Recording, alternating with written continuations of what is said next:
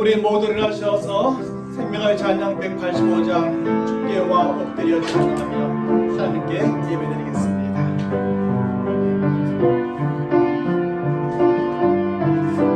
생명의 찬양 185장입니다. 주께와 엎드려 경배드립니다. 주 계신 곳에 기뻐하는 무엇과도 누구와도 바꿀 수 없네. 예배드림이 기쁨됩니다. 주께와 엎드려 경배드립니다. 주께와 엎드려 경배드립니다. 주 계신 곳에 기쁨 가득 무엇과도 누구와도 바꿀 수 없네. 예배드림이 기쁨됩니다.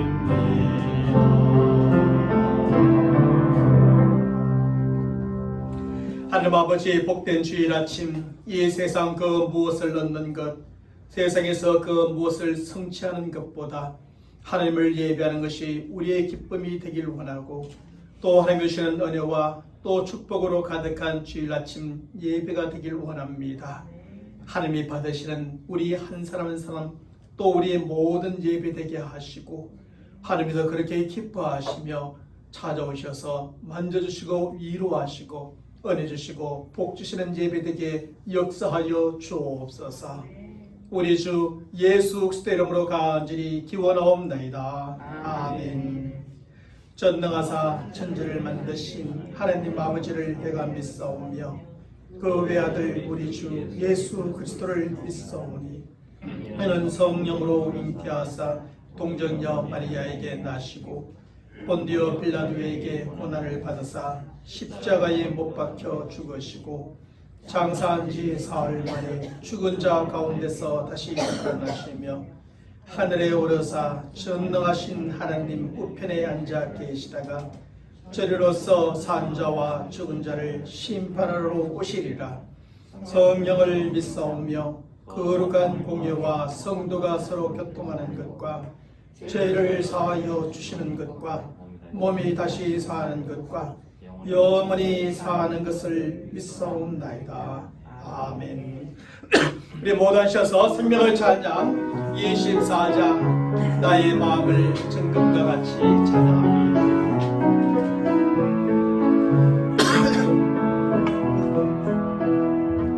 나의 마음을 정금과 같이 정결하게 하소.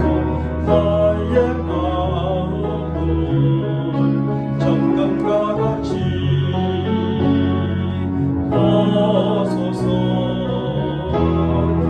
영원에 한 소망 있으니 주님과 같이 거룩하게 하소서. 나의 삶을 드리니 거룩하게 하소서.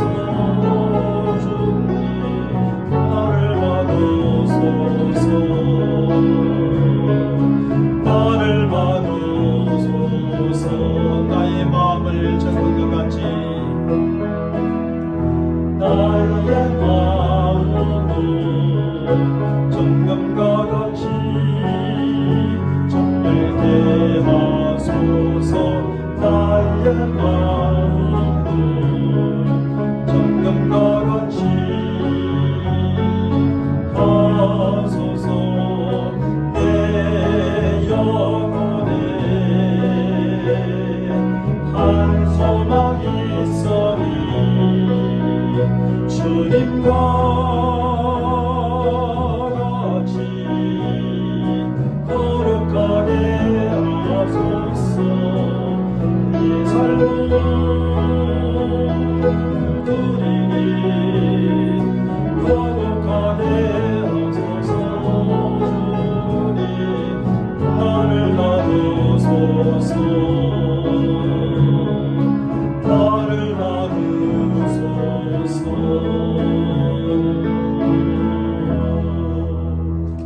우리 다 함께 찬송가 370장 주 안에 있는 나에게 찬양합니다. 찬송가 370장입니다. 주 안에 있는 나에게 난 근심이 있어요. 십자가 밑에 가라 내 힘을 부르네.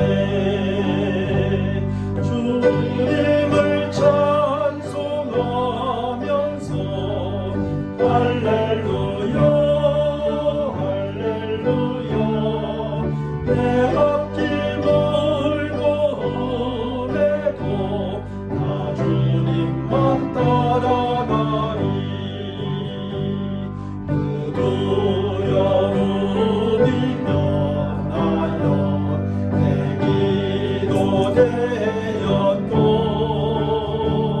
전날의 한숨 건나여 내 노래 되었네.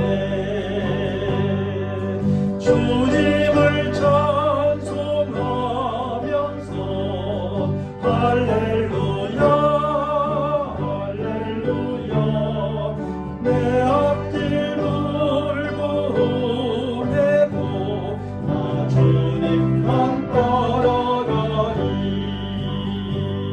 내 주는 잠이 나셔서 늘 함께 계시고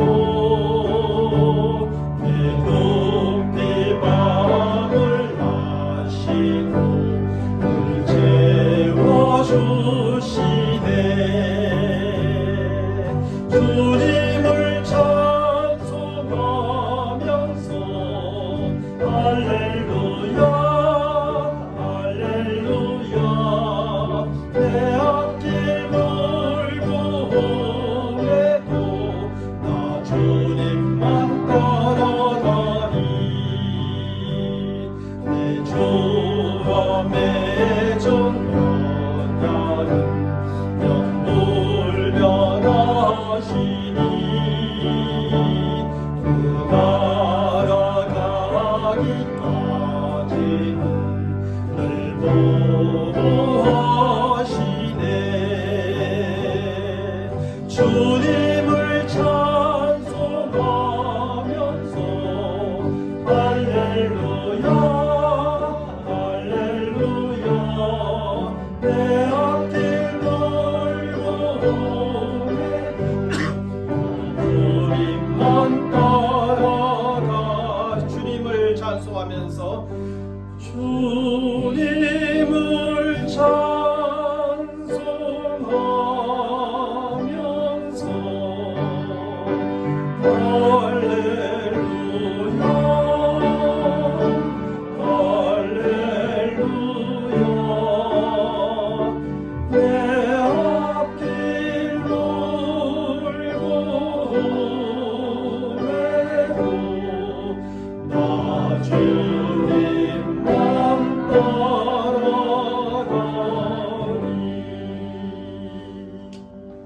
오늘 하나님의 말씀 보겠습니다. 하나님의 말씀은 창세기 36장 1절로 30절까지 말씀이 되겠습니다.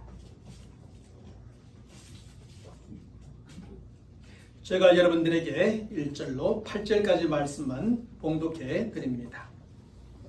에서 곧 에돔의 족보는 이러하니라. 에스가 가나안 여인 중 헷 족속 엘론의 딸 아다와 휘 족속 시브온의 딸인 아나의 딸 올리바마를 자기 아내로 맞이하고 또 이스마엘의 딸 느바요스의 누이 바스맛을 맞이하였더니 아다는 엘리바스를 에세에서 낳았고 바스맛은 르웨를 낳았고 올리바마는 여우스와 알람과 고라를 낳았으니 이들은 에세의 아들들이요 가나안 땅에서 그에게 태어난 자들이더라. 에스가 자기 아내들과 자기 자녀들과 자기 집의 모든 사람과 자기의 가축과 자기의 모든 짐승과 자기가 가나안 땅에서 모은 모든 재물을 이끌고 그의 동생 야곱을 떠나 다른 곳으로 갔으니 두 사람의 소유가 풍부하여 함께 거주할 수 없음이러나 그들이 거주하는 땅이 그들의 가축으로 말미암아 그들을 용납할 수 없었더라. 이에 에서 곧 에돔이 세일산에 거주하니라. 아멘. 오늘은 본문의 말씀을 가지고 에서의 족보와 야곱의 족보에 대해서 함께 생각하며 그 의미를 함께 나누고자 합니다. 어느 나라에든 상류 계층의 가문이 있고 그 가문에는 족보가 있습니다. 그 족보를 통해서 조상으로부터 후손들에 이르기까지 저들이 어느 계층에 속해 있고 어느 가문에 속해 있는지를 확인할 수가 있는 것이지요. 그래서 저들의 조상들과 저들이 행한 일들을 기억하고 기념하며 저들이 속해 있는 가문을 자랑스럽게 여기기도 하는 것입니다. 뿐만 아니라 저들이 속해 있는 그 계층을 계속하여 유지하고자 하고 그 가문을 계속하여 이어가고자 하기도 합니다. 그래서 각 가문의 족보를 보면 저들이 어느 계층에 속해 있는지 어느 가문에 속해 있는지를 확인할 수가 있는 것이죠. 그리고 그의 조상들 가운데 어떤 사람들이 있었고 저들이 어떤 일을 행하였는지도 다 알 수가 있는 것입니다. 그래서 이런 족보를 가진 사람들은 그 족보를 굉장히 소중하게 여기고 아주 자랑스럽게 여기기도 하는 것입니다. 물론 요즘에 와서야 그 족보의 의미가 많이 사라졌지만 말입니다. 창세기에도 가문의 족보가 자주 등장을 합니다. 하나님의 창조로 태어난 아담의 족보와 그의 두 아들 가인의 족보, 그리고 죽은 아벨을 대신하는 셋의 족보가 나오지요. 셋의 족보에 들어있는 노아의 족보와 그의 세 아들 함과 셈과 야벳의 족보도 나옵니다. 그 후에는 아브라함의 아버지 데라의 족보가 나오고 이어서 아브라함의 족보도 나옵니다. 그 다음에는 아브라함의 두 아들 이스마엘의 족보가 나오고 이삭의 족보가 나오기도 하죠. 그리고 우리가 함께 읽은 오늘 본문의 말씀에서는 이삭의 두 아들 에서의 족보가 나오고 37장의 말씀에서는 바로 야곱의 족보가 나오게 됩니다. 그리고 계속 이어지는 창세기와 다른 성경의 말씀 속에서도 여러 사람들의 족보가 계속하여 나오고 있는데 가장 대표적인 것은 마태복음 1장에 나오고 있는 예수 그리스도의 족보일 것입니다. 이처럼 족보는 시대순으로 조상에서부터 후손에게로 이어지고 아버지와 아들들에게로 이어지는 것입니다. 그리고 이렇게 기록되어진 족보에서 우리는 성경의 인물들 가운데 누가 어느 부류에 속해 있고 어느 가문에 속해 있는지 확인할 수가 있습니다. 특별히 누가 하나님을 믿고 섬기는 하나님의 아들들의 부류에 속해 있는 사람인지 확인할 수가 있고 누가 하나님을 떠나고 자기 마음대로 살아가는 사람의 딸들의 부류에 속해 있는 사람인지도 확인할 수가 있는 것입니다. 특별히 사람이 가문의 족보를 기록하는데 분명한 이유와 목적이 있는 것처럼 성경도 이렇게 족보를 기록해 주는 데 있어서는 분명한 이유와 목적이 있습니다. 그러면 왜 성경은 시대마다 이렇게 저들의 족보를 기록해 주고 있을까요? 성경은 과연 무슨 이유와 목적을 가지고 저들의 족보를 기록해 주고 있을까요? 그 의미를 두 가지로 살펴보면 첫째로 족보는 한 시대를 마감하고 새로운 시대의 시작을 알려주기 위해서 기록하고 있다는 것입니다. 오늘 본문의 말씀에서 에서의 족보는 이삭의 죽음으로 시작하고 있습니다. 성경은 창세기 35장 29절의 말씀에서 이삭이 나이가 많고 늙어 기운이 다함에 죽어 자기 열조에게로 돌아가니 하고 기록해 줍니다. 여기서 이삭이 죽었다는 것은 그의 시대가 끝났다는 것을 말해주고자 하는 것이겠지요.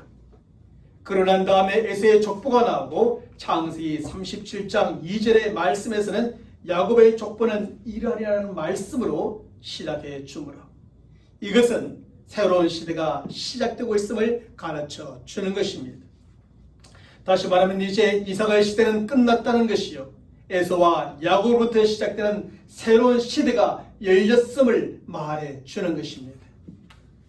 특별히 에서로부터 시작되는 족보는 세상 나라의 새로운 시작을 알리는 것이고 야곱으로부터 시작되어지는 족보는 하나님 나라의 새로운 시작을 알려주는 것입니다. 결국 족보는 먼저 에스라를 통해서 세상 나라가 어떻게 새롭게 확장되어 갈 것인가에 대하여 보여주는 것입니다.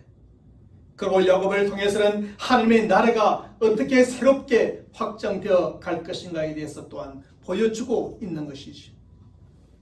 그리고 에서는 가나안의 여인들과 결혼을 하고 약속의 땅에서 떠남으로 에서를 통해 확장되어져 가는 세상 나라는 하나님의 뜻과 계획에서 점점 멀어져 가고 있음을 보여주는 겁니다. 하지만 야곱은 약속의 땅에 남아있으므로 야곱을 통해 확장되어져 가는 하나님의 나라는 하나님의 뜻과 계획 가운데 점점 창대해질 갈 것임을 예고해주고 있는 것이죠. 사랑하는 성도 여러분, 결국 하나님의 나라는 한 시대를 마감하고 새로운 시대를 시작하면서 택한 자들을 통해서 세워져감을 보여주는 것입니다. 그리고 그 나라는 저들이 하나님의 뜻과 계획에 순종함을 통해서 세워져가는 것임을 가르쳐 주고 있습니다. 바로 이런 사실은 오늘날에도 하나님의 나라는 새로운 시대에 하나님의 택한 백성들인 성도들을 통해서 계속하여 세워져가고 있음을 가르쳐 줍니다. 그리고 저들이 오직 하나님의 뜻과 계획에 순종함으로만 하나님의 나라가 세워져감을 가르쳐 주는 것이지. 바로 이런 점에서 하나님의 택함을 받은 백성으로서 우리는 이 땅 가운데 하나님께서 통치하시는 하나님의 나라를 세워가는 성도들임을 잊지 말아야 합니다. 그리고 우리는 오직 하나님의 뜻과 계획에 순종함으로 그 뜻과 계획을 이루어가고 하나님의 나라를 세워가는데 헌신하는 믿음의 사람들이 되어야 하는 것입니다. 지난날 아브라함이 그랬고 이삭이 그랬고 야곱이 그랬고 이스라엘 나라가 그랬던 것처럼 오늘날 이 시대에 우리들이 바로 하나님의 나라를 세워가는 성도이요 택한 백성이며 하나님의 뜻과 계획에 순종함으로 그 나라를 세워가야 합니다. 내 안에 하나님의 나라를 세워가고 하나님의 뜻과 계획에 순종함으로 우리의 가정 안에 하나님의 나라를 세워가고 우리의 교회 가운데 사회 가운데 나라와 전 세계 가운데 하나님께서 다스리시는 하나님의 나라를 세워가는 저와 여러분 모두가 되시기를 간절히 축원합니다.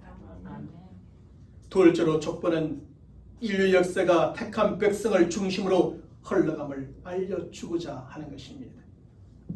오늘 본문의 말씀에 나오고 있는 에서의 족보와 다음에 나오고 있는 야곱의 족보를 비교해보면 아주 뚜렷한 차이점이 있습니다.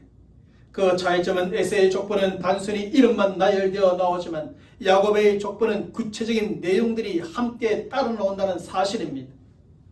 실제로 에서의 족보를 보면 에서로부터 시작된 그의 후손들의 이름만 차례대로 한 장 안에 다 기록되어져 있지요. 그리고 그곳에는 하나님께서 에서와 그의 후손들 가운데 어떻게 역사하셨고 저들은 하나님을 어떻게 섬기며 살아있는지에 대한 내용은 단 한 절도 없습니다. 왜냐하면 하나님을 떠난 자들이기 때문이지요.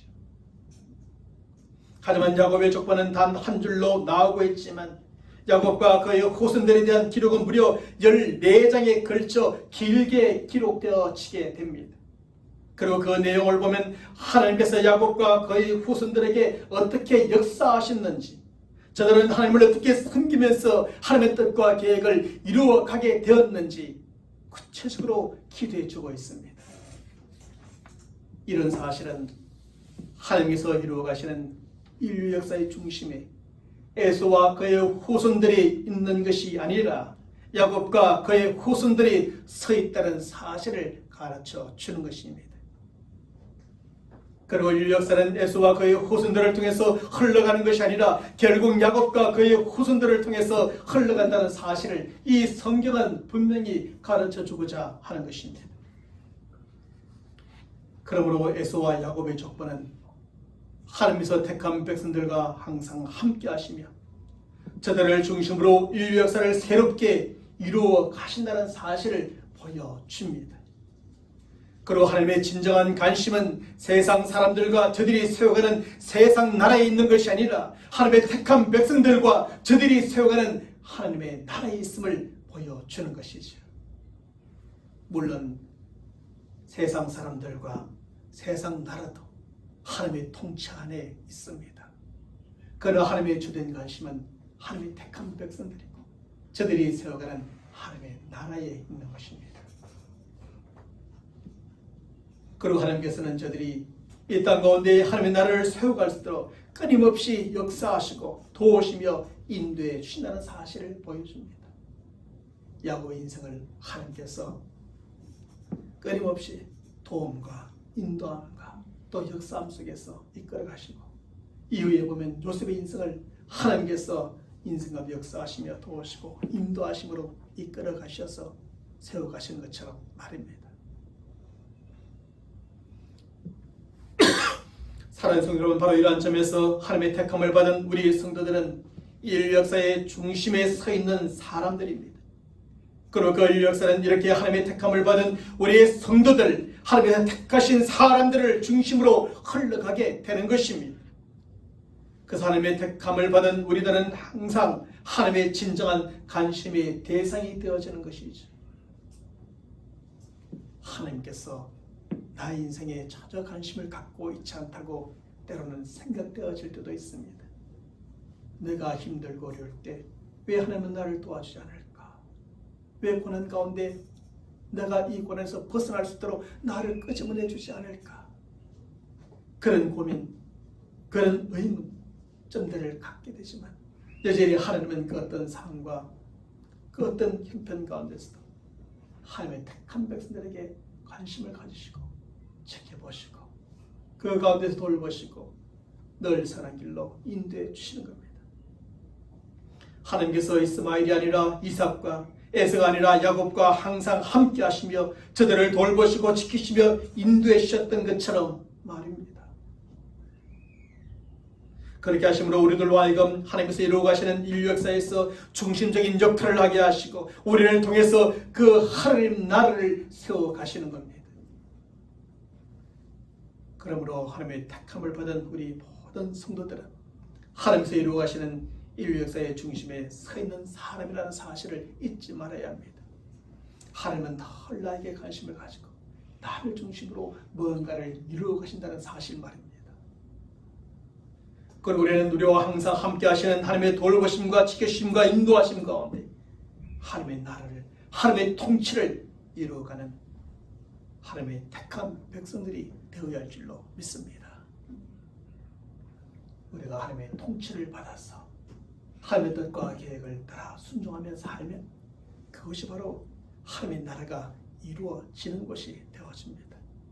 그것이 내 마음에 이루어지면 하나님의 나라가 내 마음에 이루어지게 되고 그것이 우리 가정에 이루어지게 되면 하나님의 나라가 우리 가정 가운데 세워지게 되고 하나님의 뜻과 계획의 순종함이 우리의 교회 가운데 이루어지게 되면 이것이 바로 하나님의 나라가 세워지는 것이 되어지는 겁니다. 사랑하는 성도 여러분, 성경에 나오고 있는 족보는 한 시대를 마감하고 새로운 시대의 시작을 알려주는 것이요 인류 역사가 택한 백성을 중심으로 흘러감을 알려주는 것입니다. 특별히 오늘 본문의 말씀에 나오고 있는 에서와 야곱의 족보는 아버지 이삭의 시대를 마감하고 두 아들 에서와 야곱의 새로운 시대의 시작을 알려주는 겁니다. 뿐만 아니라 인류 역사가 버림받은 에서와 그의 후손들이 아니라 택함받은 야곱과 그 후손들을 중심으로 흘러감을 알려주는 겁니다. 바로 이런 사실은 에서와 야곱 두 사람의 완전히 다른 행보를 통해서 이제 우리가 확인할 수 있게 됩니다. 그러면 에서와 야곱의 완전히 다른 행보는 무엇입니까? 그 두 사람의 완전히 다른 행보는 에서는 약속의 땅을 떠나고 야곱은 약속의 땅으로 돌아왔다는 사실입니다. 약속의 땅은 어떤 곳입니까? 약속의 땅은 하나님의 약속이 주어져 있는 땅이라 해서 약속의 땅이라 불려지는데 그 땅은 바로 가나안을 말합니다. 지금의 팔레스틴 그리고 이스라엘 땅이지. 그 약속은 하나님께서 아브라함과 그의 후손들을 백성으로 삼고 하나님께서 친히 통치하시는 하나님의 나라를 세우시리라는 약속입니다. 그리고 그 땅에 사는 아브라함과 그 후손들에게 복을 주시고 저들을 통해서 천하 만민이 복을 받게 하시리라는 약속이지요. 이러한 약속의 땅은 전 아브라함과 그의 후손들에게 주어진 땅이었고 아브라함이 죽은 후에는 이삭과 그의 후손들에게 상속되어진 땅이었습니다. 그러므로 약속의 땅은 하나님의 약속에 주어져 있는 그 땅에 누가 머물러 사는가 아니면 떠나게 되는가가 대단히 중요한 사실입니다. 왜냐하면 그 땅에 머물러 사는 사람은 그 땅과 하나님의 약속과 나라의 상속자가 된다는 뜻이고, 그 땅을 떠나는 사람은 상속자의 자리에서 끊어진다는 것을 의미하기 때문인 것이죠. 그런데 창세기 33장 이하의 말씀에 보면 이삭의 두 아들 에서와 야곱의 서로 다른 첫 번째 행보를 확인할 수 있는데, 먼저 에서는 약속의 땅인 가나안을 떠나 이방인들의 땅인 세일산으로 옮겨가게 됩니다.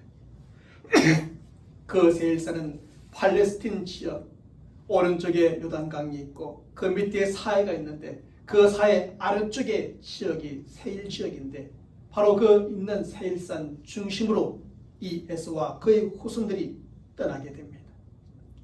하지만 야곱은 그 반대로 밧단 아람 곧 화란에서 약속의 땅인 가나안으로 다시 돌아오게 되어지죠.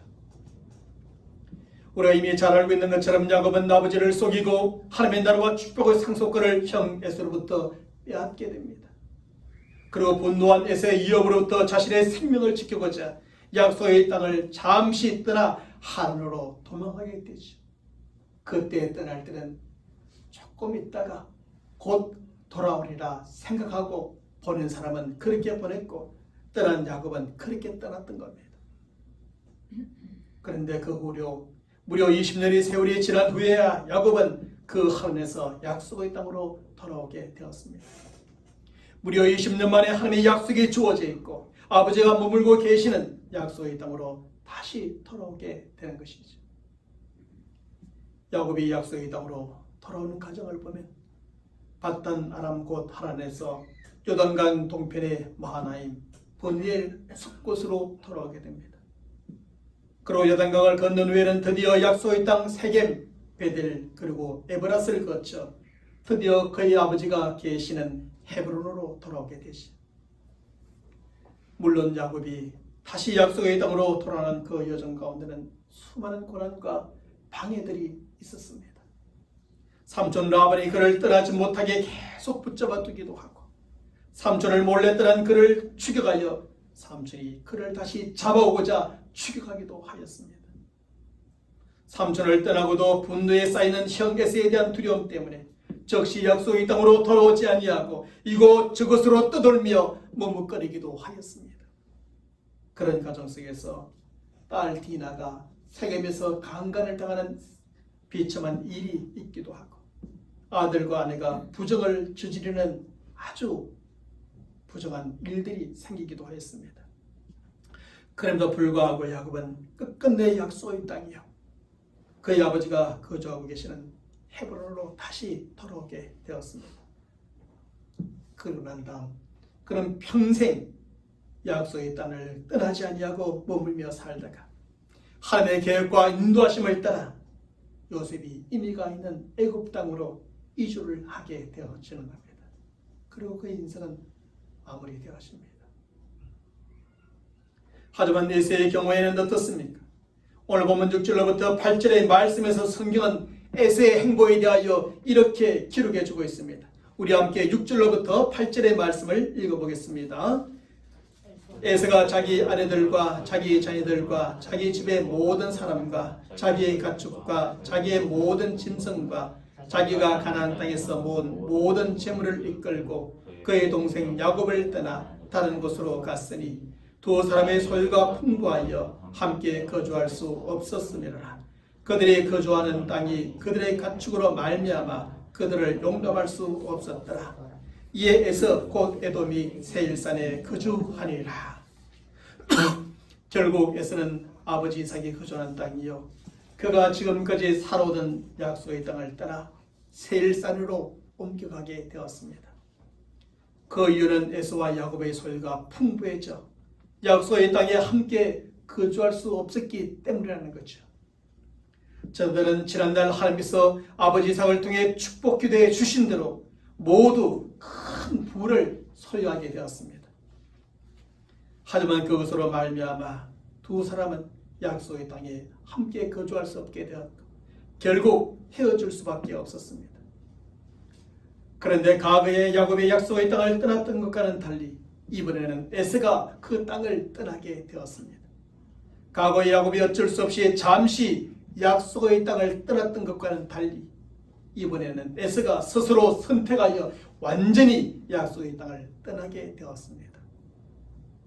그리고 야곱은 약속의 땅에 정착하여 그것을 그와 그의 후손들의 기업으로 삼고 살아가게 됩니다. 반면에 에서는 세일산을 정복하고 그것을 그와 그의 후손들의 기업으로 삼고 살아가게 되죠. 그래서 지금도 에서의 후손이 에돔 족속이라 하여 세일산 지역에 살게 되었고 살아가고 있는 겁니다. 이렇게 하여 이삭의 두 아들로 태어났던 에서와 야곱은 서로 완전히 결별하게 되었고 서로 다른 나라와 민족을 이루는 조상이 되어진 것입니다. 그런데 에서와 야곱의 결별은 지난날 아브라함과 롯이 서로 결별했던 것과 동일한 패턴이고 동일한 의미를 주는 결별이었습니다. 지난날 아브라함과 롯도 저들의 소유가 많아져 저들이 약속의 땅에 함께 거주할 수 없게 되었을 때 롯은 어떻게 하였습니까? 아브라함이 롯에게 먼저 선택권을 주었을 때 롯은 스스로 소돔을 선택하고 약속의 땅을 떠나 그곳으로 옮겨가 살게 되었습니다.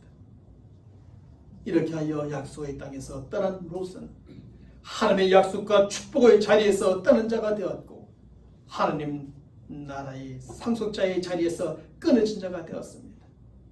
그리하여 그는 그 이후로 하나님의 약속과 축복을 받지 못하게 되었고 하나님의 나라를 상속받지 못하게 되어진 겁니다.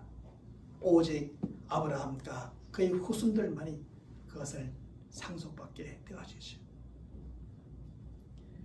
이와 같이 에서가 약속의 땅을 떠나 세일산으로 옮긴 것은 롯이 약속의 땅을 떠나 소돔과 옮긴 것과 동일한 패턴이었습니다. 그리고 그 의미도 롯이 약속의 땅을 떠남으로 하나님의 약속과 축복의 자리에서 떠난 자가 되고 하나님 나라의 상속자의 자리에서 끊어진 자가 되었던 것과 똑같은 것이죠. 결국 에서도 약속의 땅을 떠남으로 하나님의 약속과 축복의 자리에서 떠난 자가 되고 하나님 나라의 상속자의 자리에서 끊어진 자가 되어버린 것입니다. 그래서 에서는 하나님의 약속과 축복을 받지 못하게 되었고 하나님 나라를 상속받지 못하게 되었습니다. 물론 이것은 에서와 야곱이 어머니의 뱃속에 있을 때부터 하나님의 예정 속에 이루어진 일이었지만 말입니다. 그리고 야곱이 속에서 빼앗은 것이지만 장자권을 빼앗고 축복권을 빼앗은 결과이기도 합니다. 그러나 최종적으로 보면 에서가 스스로 선택하고 결단하여 약속의 땅을 떠나는 행보를 보임으로 결정되어진 것입니다. 그러나 끝까지 약속의 땅에 머물게 있게 되었던 야곱은 처음 아브라함에게 주어졌던 약속의 땅, 그가 죽고 이삭에게로 상속되어졌던 약속의 땅을 드디어 상속받게 됩니다.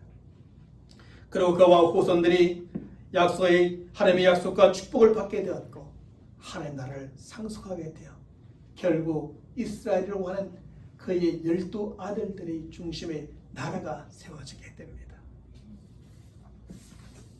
사랑하는 여러분, 바로 이런 점에서 우리는 하나님의 약속에 주어져 있는 곳이나 그곳에서는 결코 떠나서는 안 된다는 사실을 깨닫게 됩니다. 세상 가운데 하나님의 약속이 주어진 것이 많이 있습니다.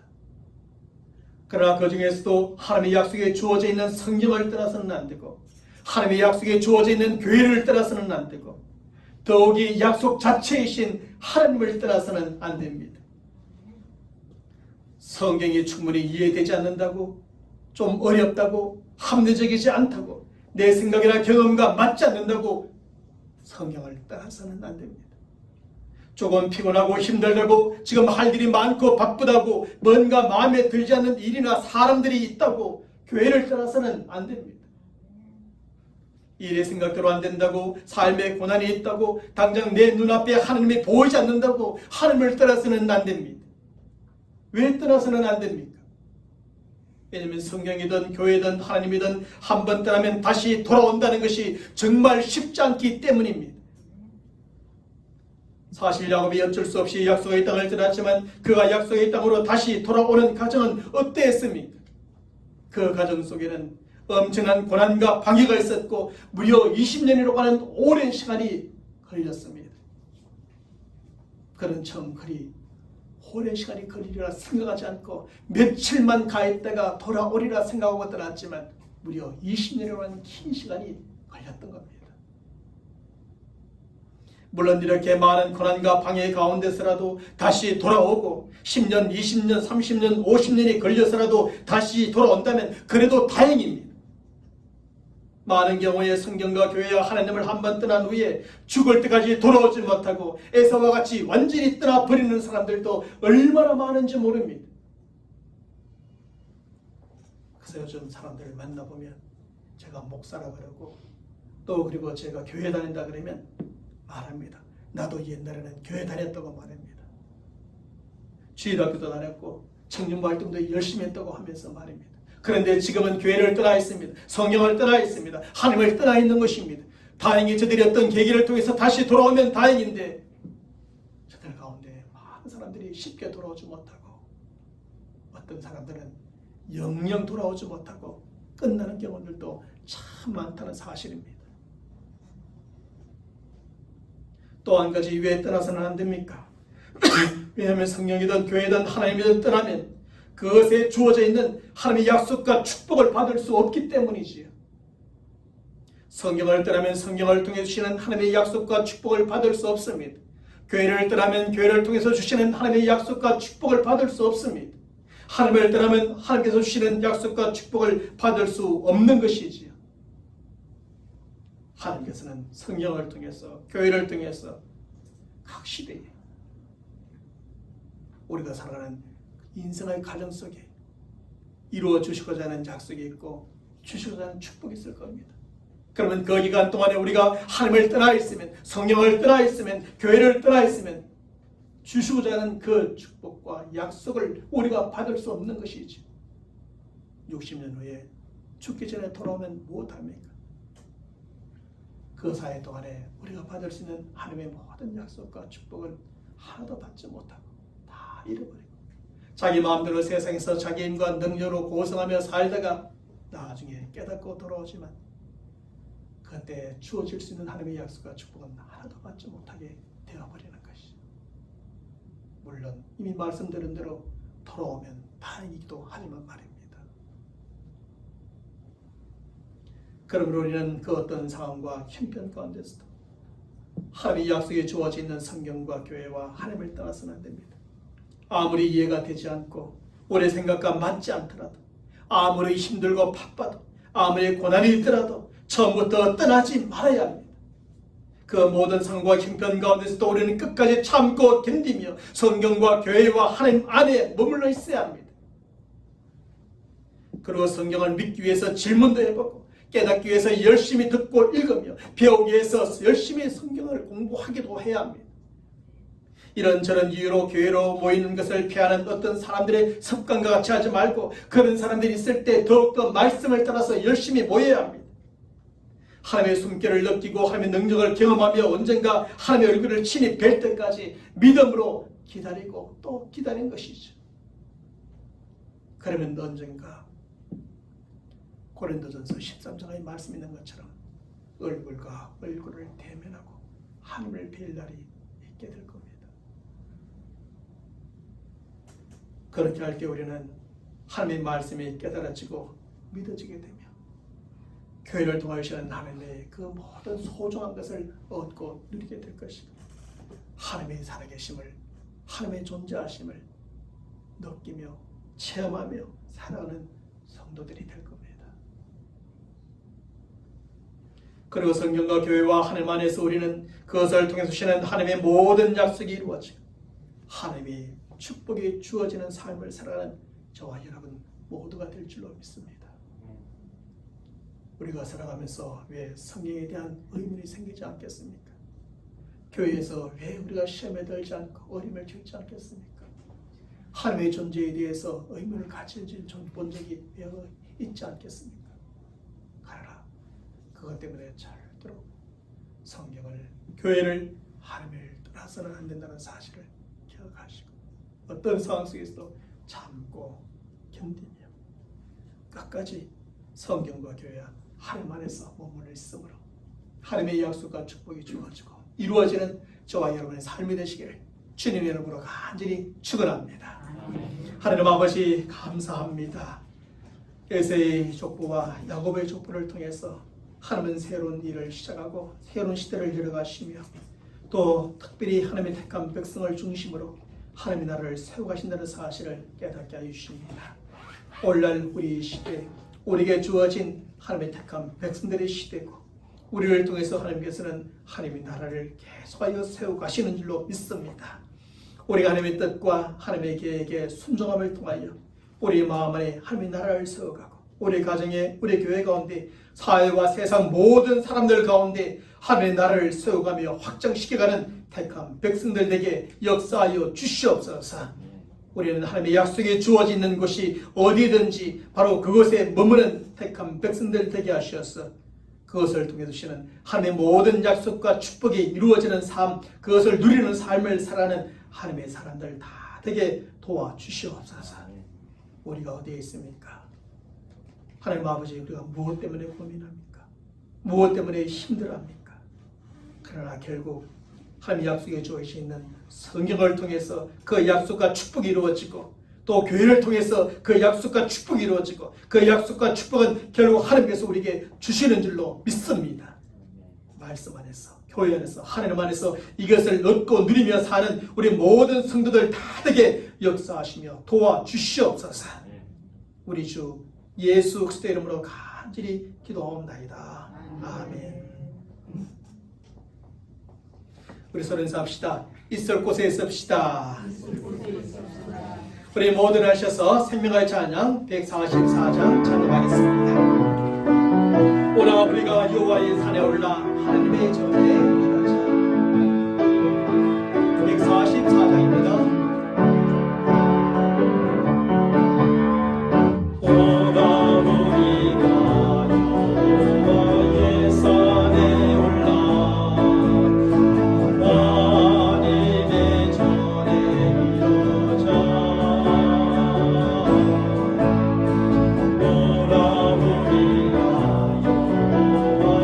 산에 올라